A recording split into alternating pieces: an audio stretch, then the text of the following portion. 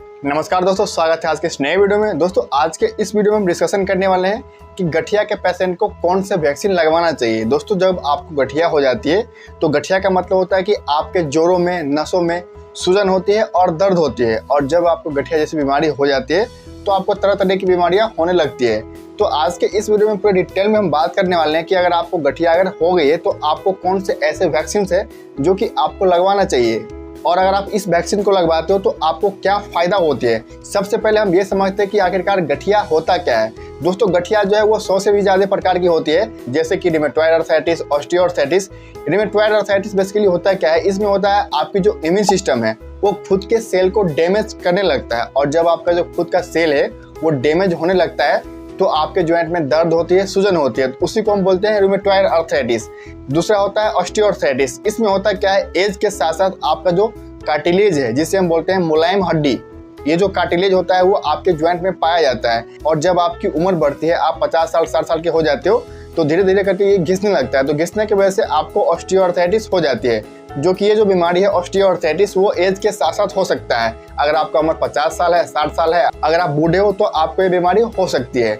दोस्तों बहुत सारे लोग गठिया का नाम सुनते ही डर जाते हैं, बट मैं आपको बता दूं गठिया होता क्या है। गठिया जो है दोस्तों ऑटो इम्यून बीमारी के कारण होता है। ऑटो इम्यून बीमारी का मतलब होता है कि आपकी जो इम्यून सिस्टम है वो खुद के सेल को अटैक करने लगती है। यानी कि आपका जो इम्यून सिस्टम है, इम्यून सिस्टम का काम होता है कि आपको बीमारी से बचाता है, और जब आपका इम्यून सिस्टम खराब हो जाएगा तो आपको तरह तरह की बीमारियां होने की संभावना होती है। इसी कारण से आपको गठिया जैसी बीमारी यानी कि रूमेटॉइड आर्थराइटिस होती है। तो अब हम बात कर लेते हैं कि अगर आपको गठिया हो गई है, आपके जोड़ों में दर्द है या फिर सूजन है, या फिर अगर आपका इम्यूनिटी कमजोर हो गया है, जिसे हम बोलते हैं रोग प्रतिरोधक क्षमता अगर कमजोर हो गया है, तो आपको कौन से ऐसे वैक्सीन है जो कि लगवाना चाहिए, जिससे होता क्या है कि अगर आपको गठिया हो गई है तो बाहर का कोई दूसरा बीमारी ना हो जाए। जैसे कि बहुत सारे लोगों को कैंसर भी हो जाता है, सर्दी जुकाम हो जाता है, तो आप अगर ये वैक्सीन लगवा लेते हो तो आपको ये बीमारी होने की चांसेस जो है वो बहुत कम हो जाती है। सबसे पहला वैक्सीन होता है दोस्तों इन्फ्लुएंजा वैक्सीन, यानी कि जो गठिया के पेशेंट है उनको इन्फ्लुएंजा का वैक्सीन लगवाना चाहिए। इस वैक्सीन को लगवाने के बाद होता क्या है कि आपको सर्दी जुकाम होने की संभावना कम हो जाती है, क्योंकि गठिया में आपकी जो इम्यूनिटी है वो खराब हो जाती है। लेकिन जब आप इन्फ्लुएंजा वैक्सीन लगवा लेते हो तो आपको सर्दी जुकाम होने की संभावना जो है वो कम हो जाती है। सर्दी जुकाम कब होती है, जब मौसम चेंज होता है तब आपको सर्दी जुकाम होने की संभावना होती है। लेकिन जब आप इन्फ्लुएंजा का वैक्सीन लगवा लेते हो तो आपको सर्दी जुकाम होने की संभावना जो है वो कम हो जाती है। तो कहीं ना कहीं गठिया के पेशेंट को इन्फ्लुएंजा का वैक्सीन लगवाना चाहिए। दूसरा होता है दोस्तों न्यूमोकोकल वैक्सीन, यानी कि इस वैक्सीन को अगर कोई गठिया के पेशेंट लगवाते हैं तो उससे निमोनिया होने की संभावना कम होती है, और साथ में उनके लंग्स में प्रॉब्लम होने की संभावना जो है वो बहुत कम हो जाती है। गठिया के पेशेंट को फेफड़ा में इन्फेक्शन होने की संभावना हो सकती है, और जब वो न्यूमोकोकल वैक्सीन लगवा लेते हैं तो उससे फेफड़ा में इन्फेक्शन होने की संभावना जो है वो बहुत कम हो जाती है। तो गठिया के पेशेंट को न्यूमोकोकल वैक्सीन लगवाना चाहिए।